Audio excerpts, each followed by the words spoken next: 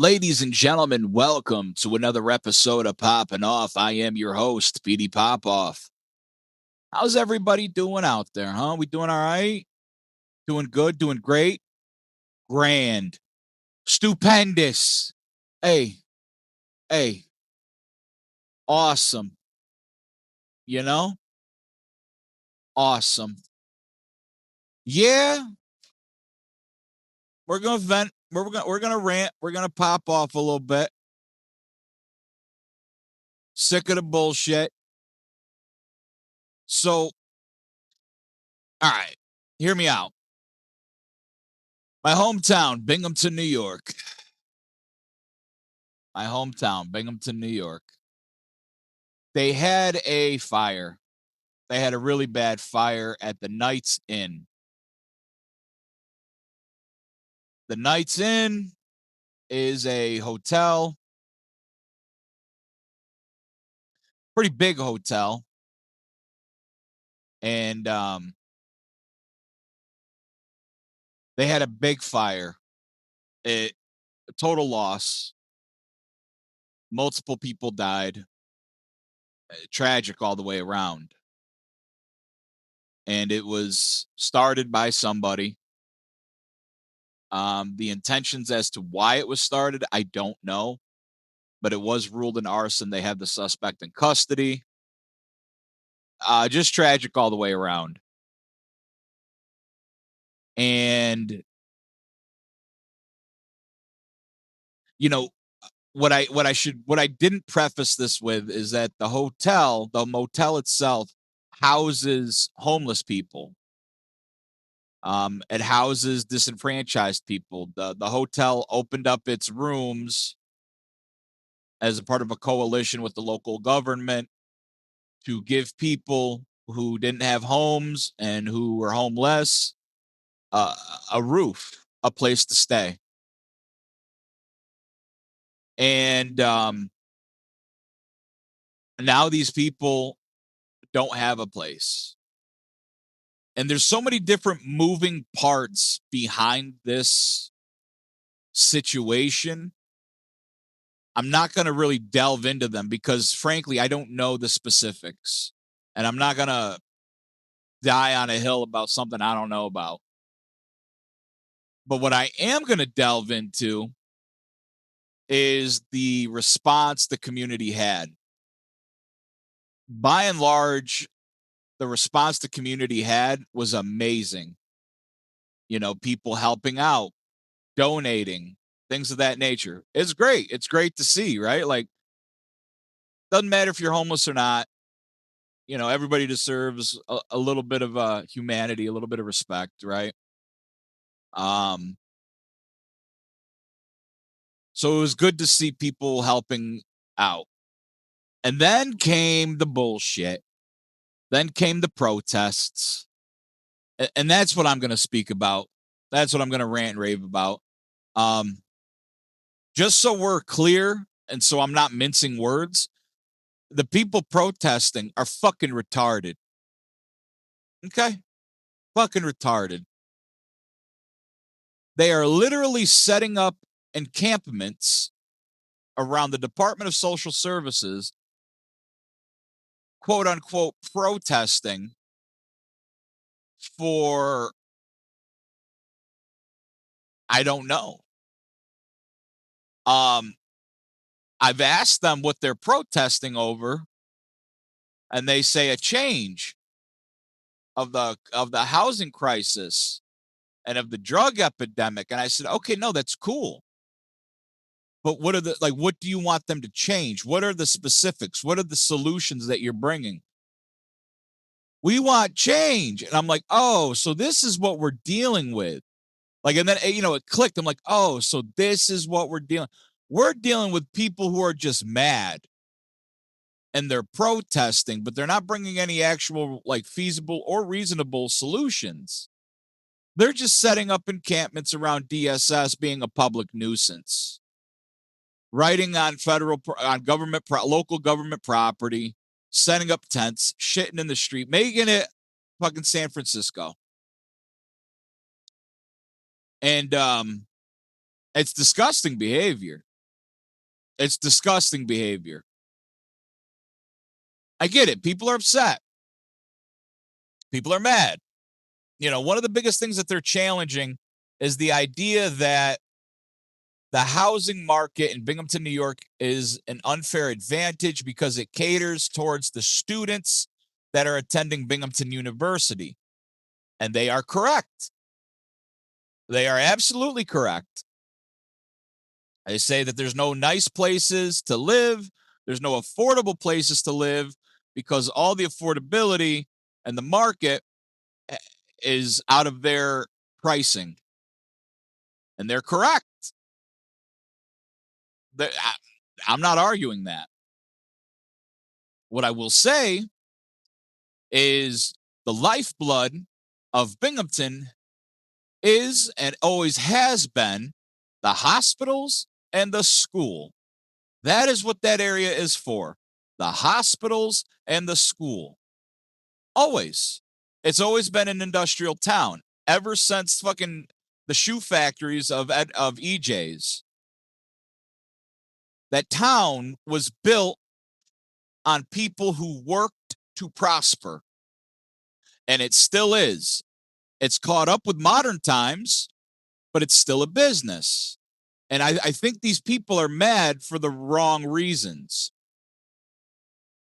Well, not necessarily the wrong reasons. They're mad because they don't got a place to live because they're priced out. Yeah, that's how gentrification, aka segregation, works, you shit pigs. Okay? You want to live somewhere nice, you want to live in a community, and you want to afford it, you need to have a job. Okay? And if the job isn't paying, then you need to get a better job, or you need to accept what you are dealt. And here's the thing.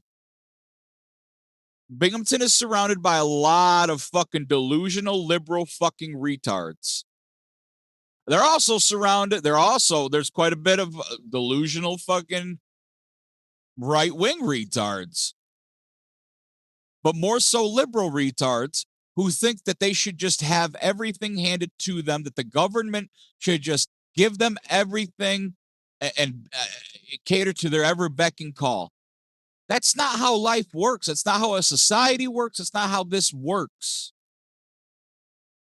And I think that they didn't have a daddy in their life to tell them the cold, harsh realities of this world. Okay? The government will take care of you. Our government specifically will take care of you if you cannot take care of yourself. And in recent times, past 30 to 40 years, they'll even take care of you if you can't. And unfortunately, a lot of people took advantage of that. So those safety nets, those social safety nets are gone. Well, they're not gone, but they're harder to access. They're harder to cheat. They're harder to scam because a lot of people did it, myself included at one point in time. I'm not going to act holier than thou. I wouldn't say I cheated and scammed it, but I was too busy worrying about getting high, getting drunk, and partying than working and taking care of responsibilities. So with that being said, I'm not trying to preach from a mountaintop. I'm not trying to have any, self-righteous indignation. What I'm trying to say is somebody needs to tell these people, like posting up in front of the DSS office with no clear-cut roadmap or even a real resolution or even an idea of a resolution. It's not going to help things. All they're saying, we want change. We want affordable housing. Okay, well, where's the roadmap? How do we get from point A to point B?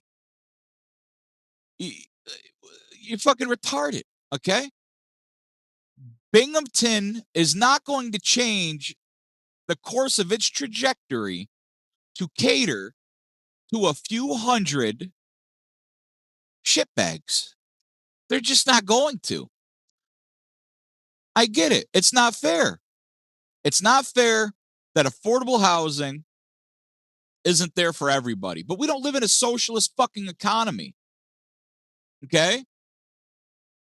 It's not fair that Binghamton caters to the students. I get it. But guess what? If you were one of the students or one of their parents, the shoe would be on the other foot, so to speak. You think they want to see fucking homeless people and, drug addicts and shitbags everywhere bitching and viewing them as the enemy? I don't think they do. I think what they want is they've played by the rules of society. They've worked, they've earned, they've probably had some luck, they've been blessed, and they're playing by the rules of society. And this is the reward for playing by the rules is I can afford a house, I can afford housing for my children, I can afford a house for my student. They have a nice, clean, safe neighborhood. They go to a good school. Right? Like that's the reward for playing by the rules. And now you have people that are just professional disruptors. And that's pretty much what I'm bitching about. That's what I'm popping off about. Is there's no clear-cut direction, there's no clear-cut resolution, there's not even a solution or an idea of a solution. It's just people posted up saying I want change while they're shitting in the street. You know, they're all pissy that the apartments that are afforded to them are slumlords.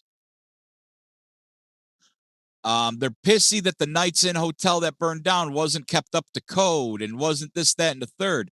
Meanwhile, the organizers of this quote unquote protest had no problems throwing a fundraiser there several months back. Right? Like what's good for the goose is good for the gander until the gander's fucking burned up. And it's just aggravating.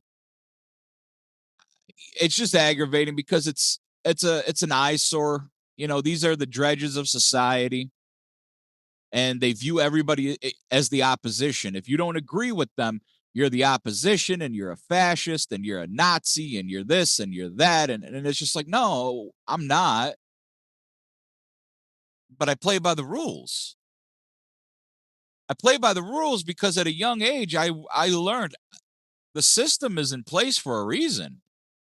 I'm never going to beat it. You're never going to beat the system. It's been carefully constructed over the course of millennium. Okay. It's been carefully articulated to evolve as time goes on. Right. There's usually a good grace period where you can find loopholes as technology and things become a little bit more advanced. You can find loopholes in the system, and then the system will catch on and shut those loopholes down. And, I'm sorry that you guys are pissed. My suggestion would be go get a job. And it doesn't have to be a great job. Fuck, go flip burgers. Nobody gives a fuck. Nobody's going to shame you or judge you for making an honest dollar. And then you graduate to the next tier in life. You go from living in a tent to living in a fucking shitty studio with the ceiling falling in. And then you say, well, I want better than that. Okay. Well, then you go to a 1-bedroom with a leaky faucet. How do you get there? Well, you get a new job. You build your resume. You stay at a job for a few years. You keep working. You keep striving to make yourself better. Make yourself better. Make your environment and your surroundings better. Nobody's going to give you shit. You can protest, quote unquote, protest all you want. You want free this, free that. And I get it. Oh, the government has it. The government. I get it, but the government ain't giving you shit. Okay, the billionaires are billionaires for a reason. So quit bitching. Okay, that's the beautiful thing about life is fair and that it's unfair to everyone. Quit the bitching, dude. I'm not saying I'm perfect. I'm definitely not. But I saw the writing on the wall with Binghamton, and I wanted better for my family. Okay, so I cleaned up my act. I got a shitty job at the Sonic on Front Street. Shitty job. Hated it. Then I went to the Christmas tree store.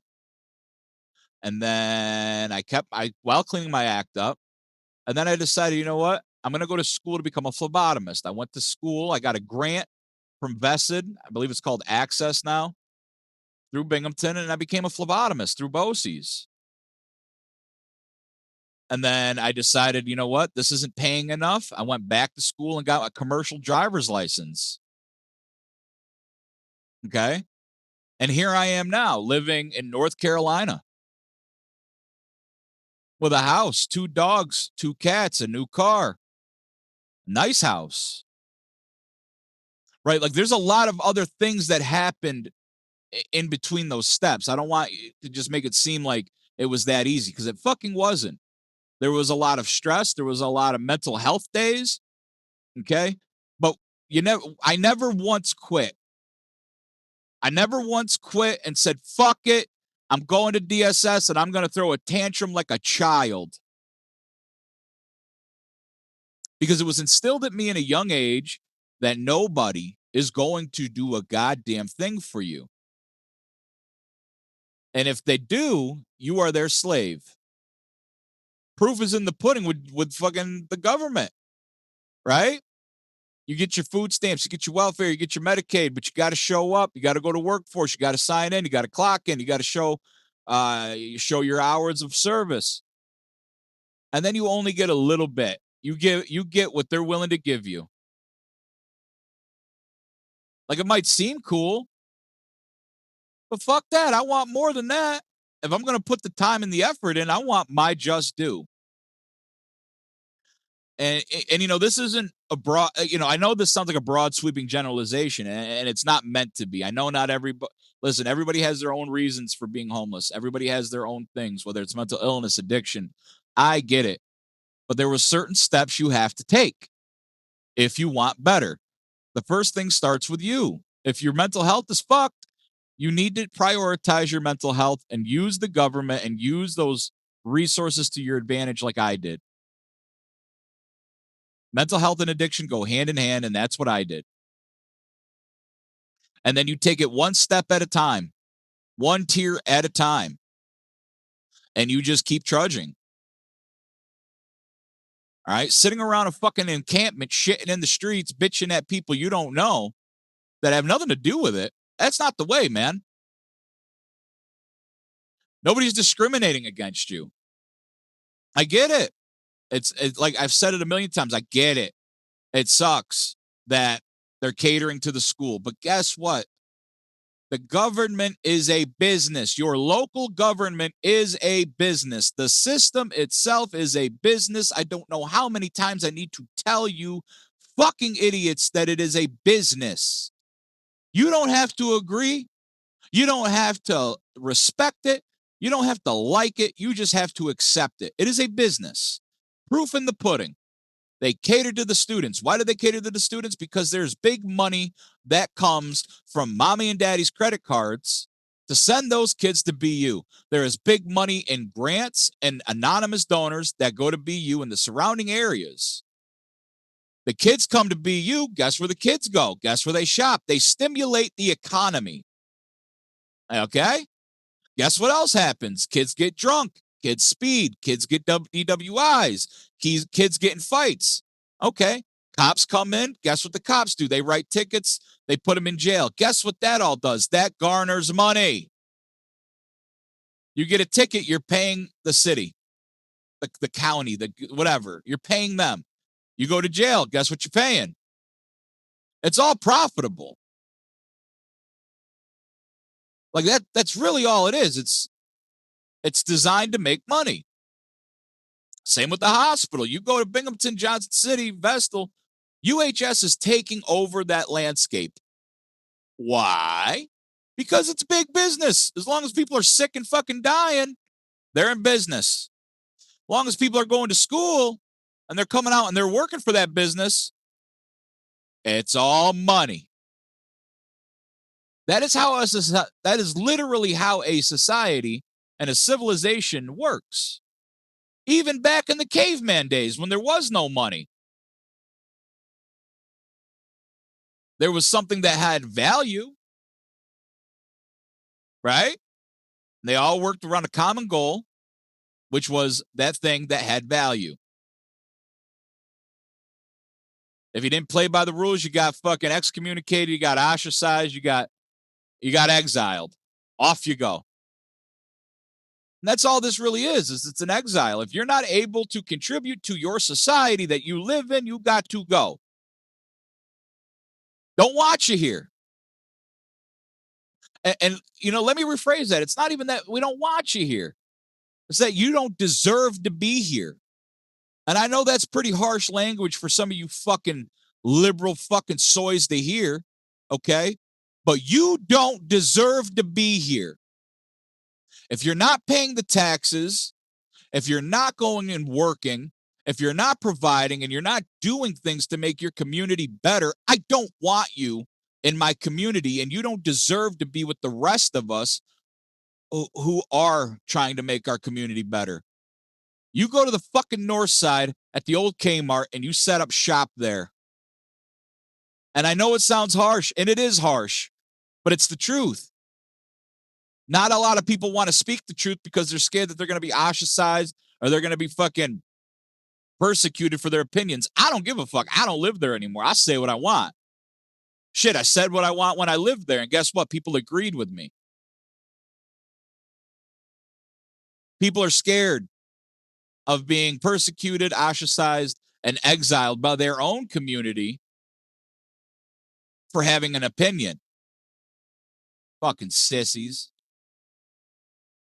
At the end of the day, dude, you're not doing anything helpful by quote unquote protesting. All you're being is a fucking nuisance. And look, I get it.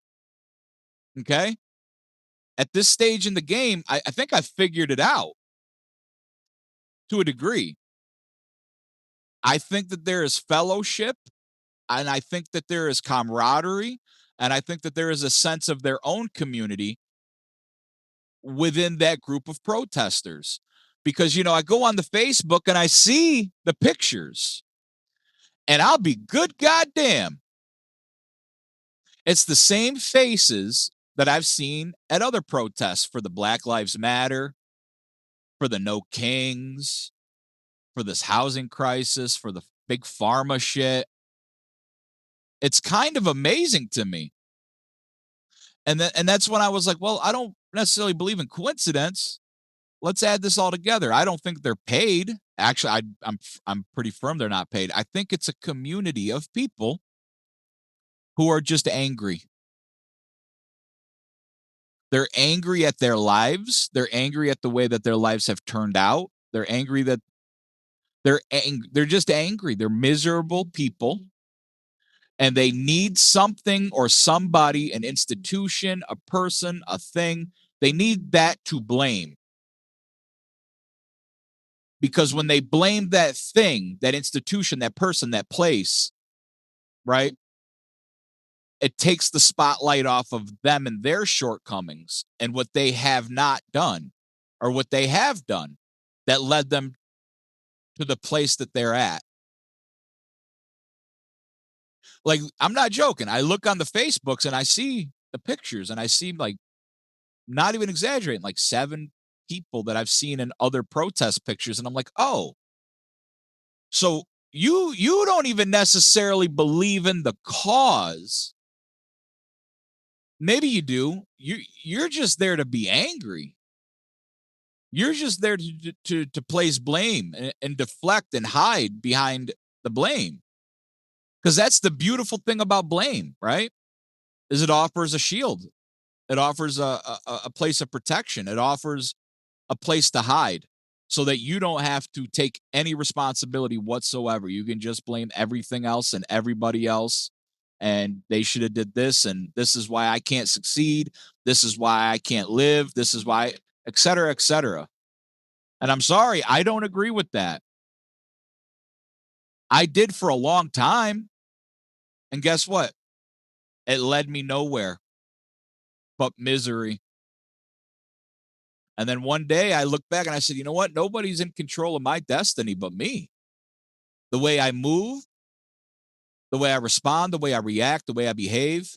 Now, granted, life throws curveballs, but then you got to discern and figure out, you got to use some discernment and you got to figure out which way to pivot. You know, I mean, I don't have anything else to say, really. I just think you're all a bunch of fucking retards. And I'm not saying it like I'm better than you. I mean, I am now. I'm better than you now. But I was once retarded like that too. I just hope one of you fucking idiots hear this and maybe gets inspired. It's simple. It's not easy, but it is simple. But it's definitely going to require some work from you. It's going to require reaching out for resources to better yourself, not resources to sponge off of. I'm sure they already know all those resources. I mean, actual resources of self improvement. Go check out Vested. I believe it's called Access now. They will literally give you a grant and send you to school to learn a trade. I am A-OK with tax money being spent for that. Right? Because that's what my local taxes get taken out for. If my local taxes are getting taken out to send one of you fucking people to school to learn a trade to become a productive member of society, I am all the way with it. All the way with it. And then you can go to work and you can provide and you can have a happy, somewhat happy life. And then you could contribute taxes and hopefully goes to the next person that's in a bad situation. But just handing food out, hey, it's like that old saying, dude. You give a person the fish, they can eat for a day.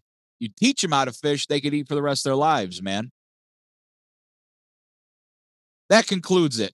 Hey, check me out on all my socials. I'm on the TikTok, I'm on the Facebook, I'm on the Instagram. Make sure you like and subscribe here on YouTube.